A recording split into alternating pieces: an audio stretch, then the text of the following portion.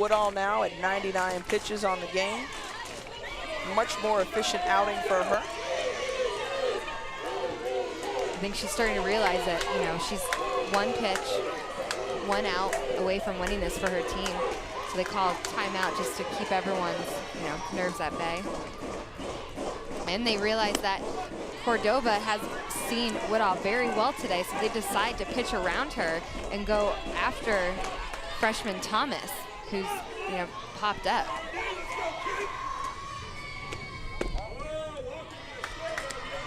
Scared of a 7th grader. The 8th grader's afraid of a 7th grader. How does that work?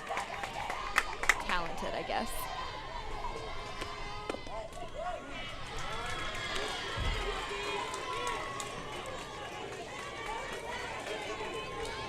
So Coach Richard went over to Alex Thomas to shake her hand and say, hey, young lady, this is your time, your opportunity. Seize the moment. He's very inspiring as a coach. He truly believes in every single player, whether they're starters or bench players, that they can change the game in any moment.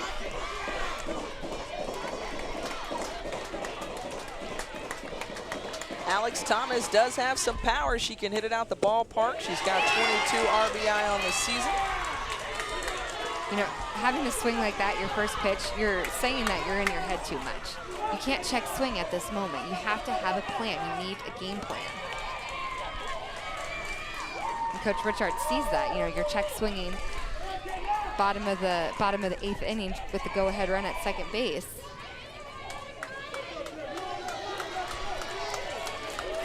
Possibly telling me to remember that, to pursue with the intent of capture. This is what you all have been working for all season long. Now you have a chance to bring it home.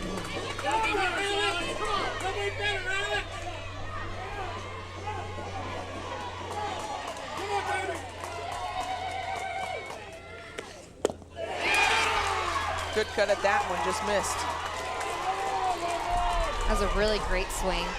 Now that she has 2 strikes, she's going to have to keep it short and just look to just poke something through.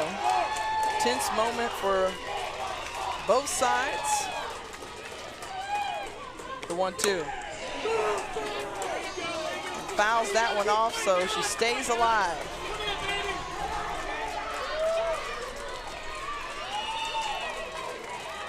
Boy, you're talking about a big pressure situation. We're still just a freshman. I know we've talked about 7th and 8th graders, but still freshman is pretty young too. She swings through that one, so she's making Woodall work.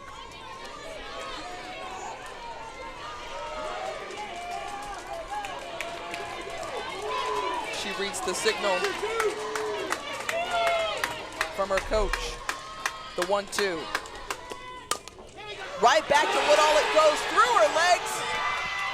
And the back throw to first, and Kaylee Bitterman comes across the plate first. Odalis Cordova heads up base running, ball game.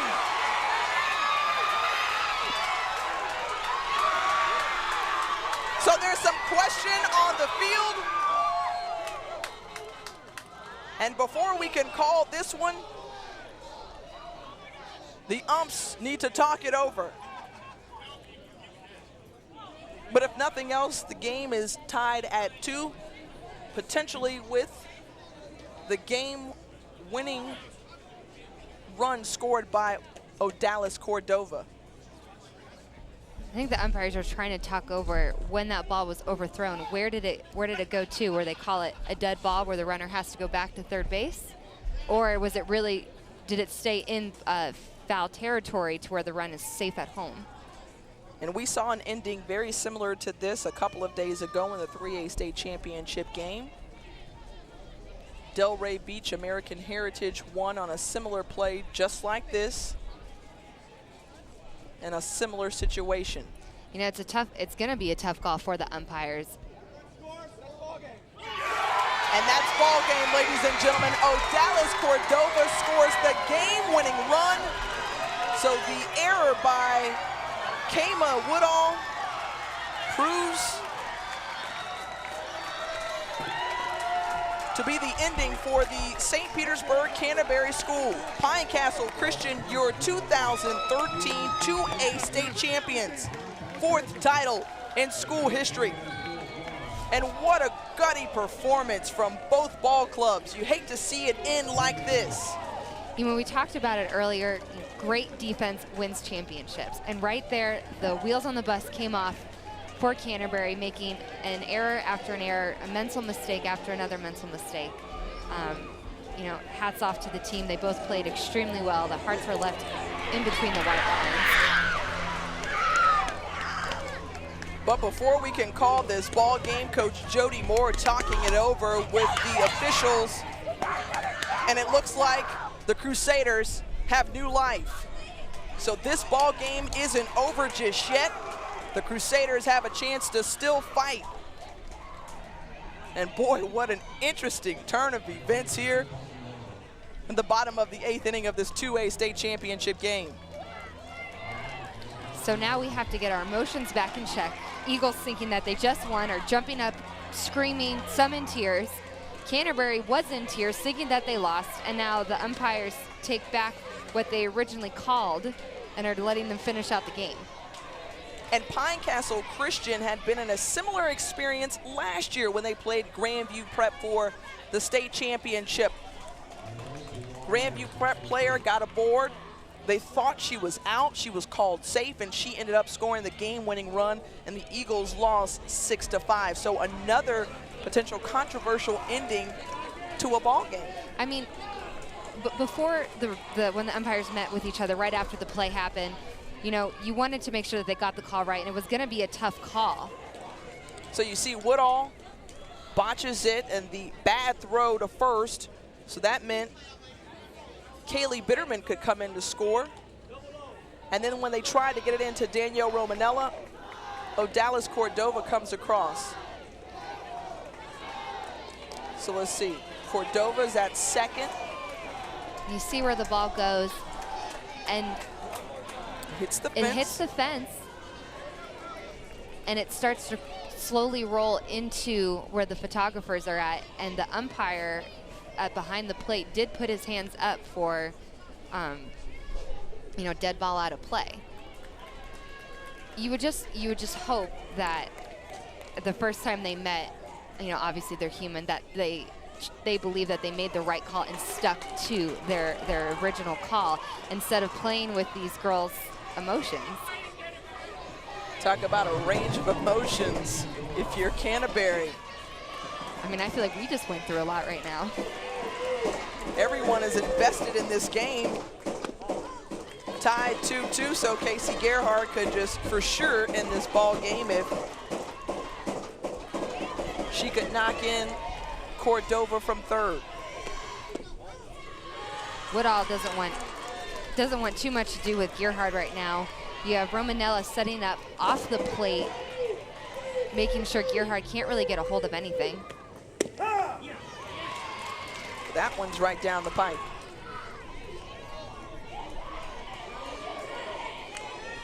So, woo, some high dramatics.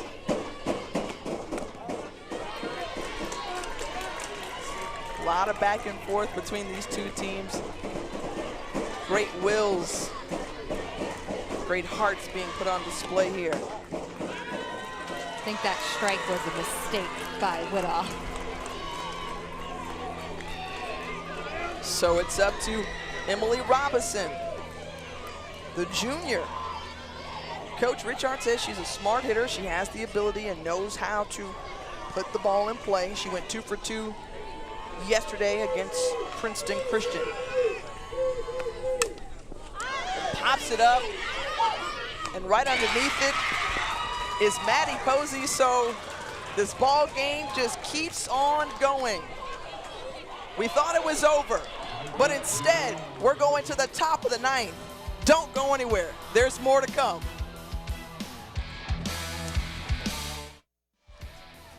Well, it ain't over until it's over. When we saw that on display in the 8th inning, the Eagles were able to tie things up to keep this ball game going. So your score 2-2, and here in the 2A state championship game, woo, got to catch our breath really quickly.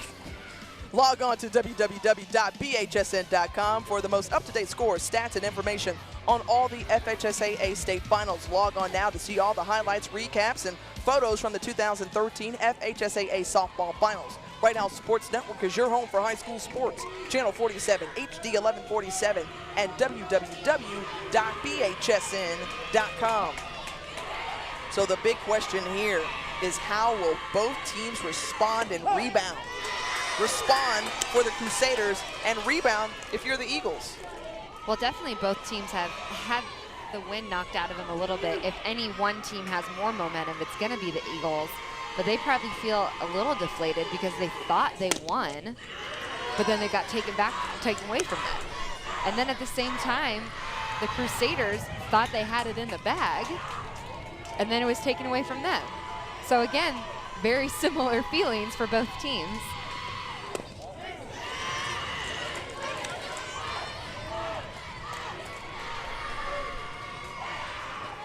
So drama at the highest level in this 2A state championship game. Francesca Dea, Tiffany Green. We hope that you're enjoying this game as much as we are. I know, we're wriggling around back here. What's going on? What's the call? I'm grabbing your arm. Like, we've expended so much energy getting up and down with these two teams. Woodall turns on that inside pitch very well. It's going to be great to see as she gets older in the next few years that I know she will be able to hit that ball over the fence come her freshman year. Crazy to say that. There's Bitterman again trying to work that changeup. It's not her go-to pitch today, when in normal games it is, and that she definitely is feeling that effect right now.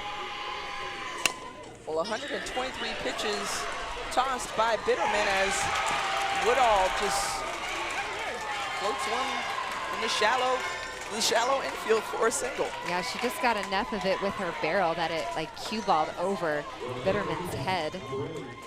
Bounces in no man's land. Here, see Cordova tried to come up with it, but Woodall was going to be safe easily.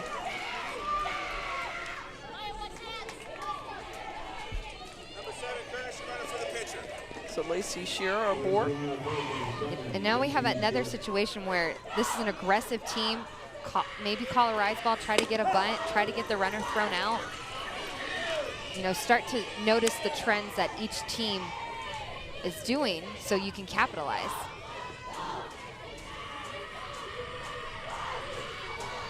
Maddie Posey walked in her last at bat. Once that ball foul.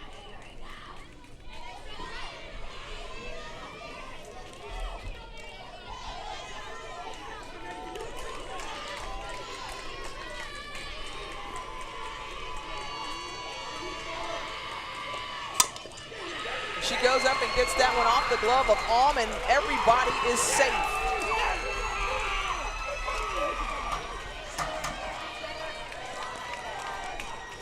Maddie Posey showing off her good hand-eye coordination. Sees that ball and just gets her hands on top of it, hits a hot shot to Alm. Alm stops it, does what she can, but can't get it out. If you're Kaylee Bitterman in that circle, you of all people do not want to go home without a state title. And boy, you can see Jody Moore just firing up her players, but she's the one who essentially saved the game and said, hey, wait a minute, let's take another look at this, let's discuss this, and that's how Canterbury is still here and playing. I mean, you never want to feel, cheated out of an opportunity. And so Coach Jody Moore wanted to make sure that the umpires really talked about what they saw to make sure that they made the correct call.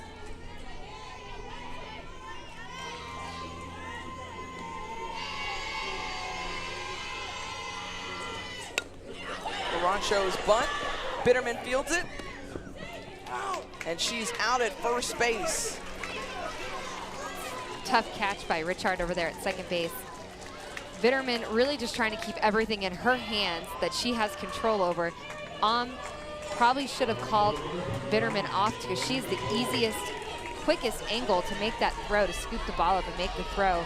But Bitterman wanting to make sure that, you know, she's going to get the out for sure. So now it's Miranda Posey's turn. She knocked in the first run of the game back in the second inning, which seems so long ago now. Feels like yesterday. She's hit Bitterman well, 2 singles on the afternoon, but she's down the count, 0-2. Yeah, good setup so far, getting her to chase with the curveball and then jamming her right on the black with her screwball. So these two teams have history on this stage. The last champion of these two on the Canterbury side, they won the 1A title back in 2011. The year before that in 2A was Pine Castle Christian back in 2010. So great programs being built by both Jody Moore and Mark Richard. 12 for 8.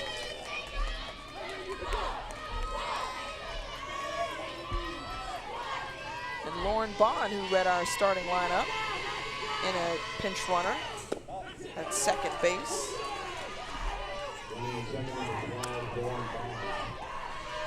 You're noticing that Posey is up in the box.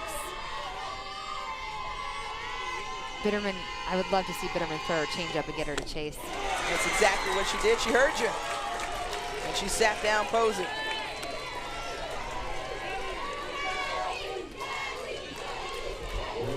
Here come the pitches. Nice screwball right there. That just tails in right on that last second on the black. So 9th strikeout for Kaylee Bitterman. Ties her total from yesterday in that semifinal game. Kelsey Hill, 2 for 3 on the day, 2 stolen bases. Scored what looked like the Crusaders' go-ahead run, or what was the go-ahead run for the Crusaders before the Eagles came back in the bottom half of the 8th inning. Well, when those umpires reversed that call, Hill was the first one sprinting out to the outfield, screaming at her team, "Let's go." Good pitch by Bitterman, trying to get Hill to chase that. She just chased the previous rise ball, and we're just climbing the ladder on that one. So a big senior moment for Hill. She puts it in play, pops it up. And Lacey Shearer comes across the plate. So Maya got gobbled up by that one. The 7th grader could not handle it. And after making some terrific plays to start the game, they've been picking on her as of late.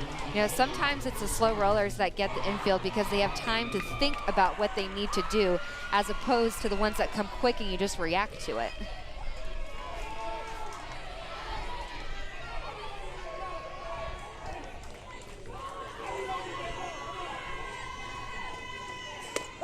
So here's Savvy Mitchell, and now the 3rd stolen base for Kelsey Hill.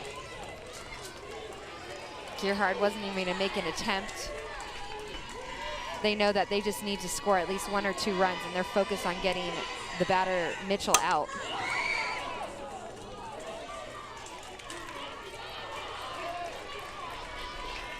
So Savvy Mitchell with a chance to tack on some insurance for the Crusaders.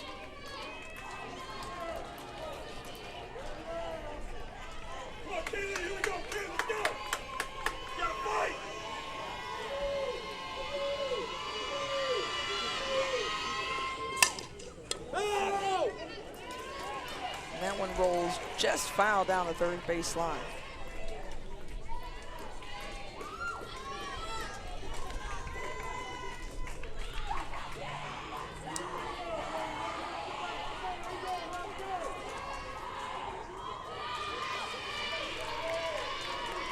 Coach Jody Moore asked her players at the beginning of the season Do you want to sit in right field or do you want to be on the field?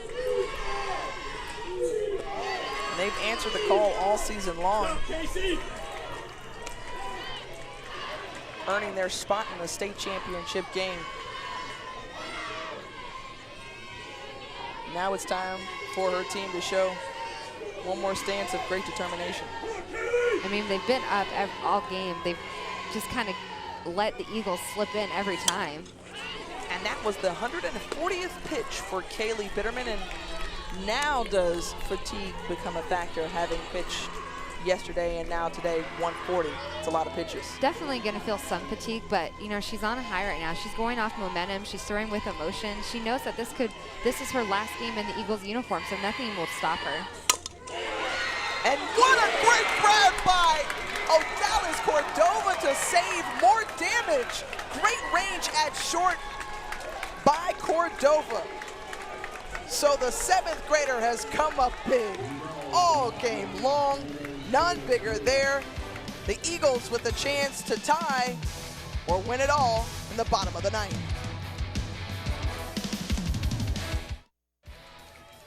We welcome you back to the Vero Beach Sports Village, our 2A state championship game in play right now. Canterbury taking on Pine Castle Christian. The Crusaders have a 3-2 lead.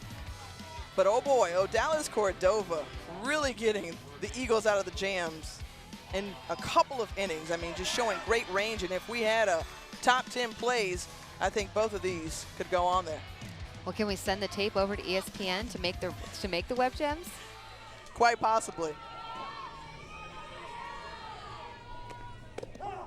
So Maya Alm now up to bat. The 7th grader at Pine Castle Christian. Trying to erase the error that gave Canterbury the lead in the top half of the inning. My coach from Florida used to always tell me, as long as you hit in more runs than you give up, you're doing something right. Good philosophy, pops it right back to Woodall.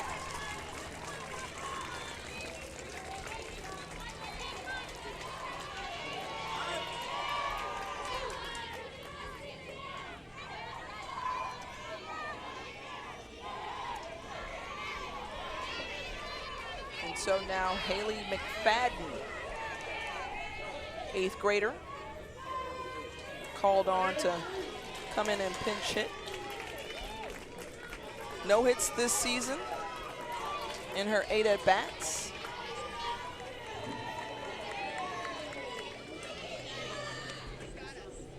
Again, pinch hitting is one of the hardest things to do in the sport like baseball and softball. You're asking a hitter to come up and do something that your teammates haven't been able to do, and that is get a base hit.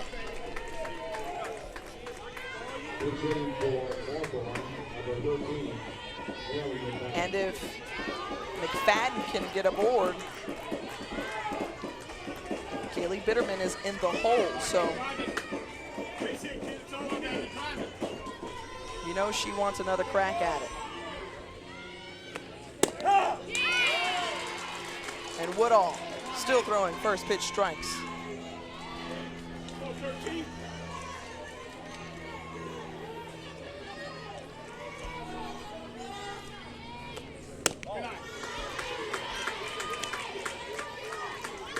I mean, this is a nail.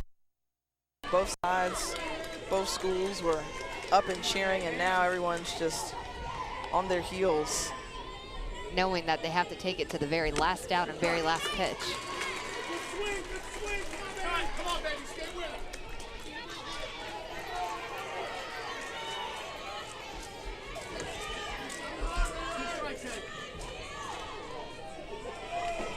it. Kama Woodall delivers. Strike 3. And in a situation like that, you don't want to let any ball go across the plate without trying to at least put it in play. Here comes Woodall with her curveball that's left right over the middle of the plate. She got lucky with that one. She dared her to hit it, and McFadden did not. 4th strikeout for Woodall.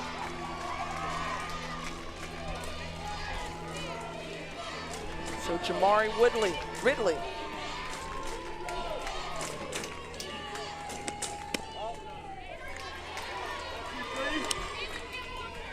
Choosing to bat from the left side this at bat.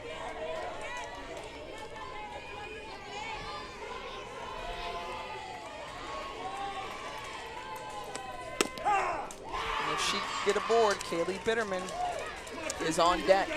Well, the only thing Ridley has seen are curveballs going away from her, or screwballs going away from her. Let's see if maybe she can pick that up and try to make an adjustment and send it over to left field. That one. 1-2.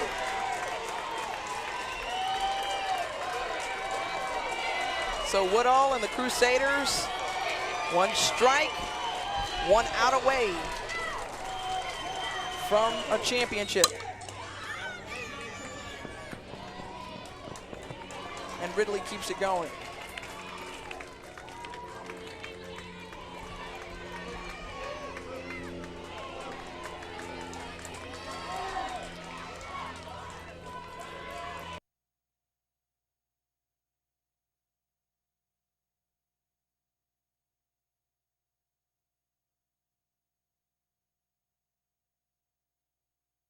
Knows that she needs to still keep her composure on the mound and can't be celebrating too early before the game's over.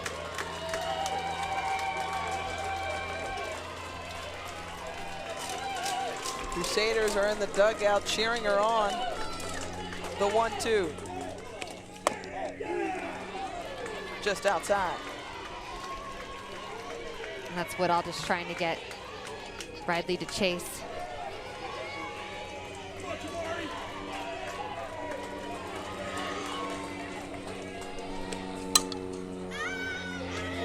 Ridley knocks it foul, so she's staying alive at this at-bat.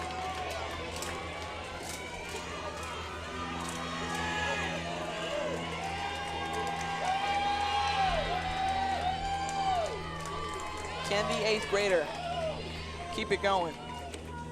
Oh, a swing and a miss, and it's all over. St. Petersburg Canterbury wins their 2nd state title. The first one back in 2011, another coming here this year in 2013. And the Crusaders in the season 21-11. Kamo Woodall leads the way in the circle for the Crusaders, and a tough way to lose if you're at Pine Castle Christian. I mean, I don't think either one of those teams thought that's how the game was going to end, but they both played extremely well, never giving up at any moment, and, you know, hats off to both teams for bringing us some good softball. This copyrighted broadcast is produced by Bright House Sports Network and is presented by the authority of the Florida High School Athletic Association. This broadcast is intended solely for the private, non-commercial use of our audience. Any publication, reproduction, retransmission, or other use of the pictures, descriptions, or accounts of this game without the express written consent of the Florida High School Athletic Association is prohibited. So a gritty, grind-out game between these two, each of them well deserving of a state title, but it's the Crusaders who come away with the hardware. 3-2 your final, and Francesca, your final thoughts of this game. I mean, both teams just did an amazing job coming out, and all of them played with their heart. It came down to the very last pitch, the very last moment. Great job pitching performances by Woodall and Bitterman, giving it all they had, and it was just a great day of softball. For our producer, Scott Ingalls, our director, Bob Herman, for Francesca Anea, and I'm Tiffany Green and our Bright House Sports Network. It's been a pleasure. St. Petersburg Canterbury are your 2A state champions.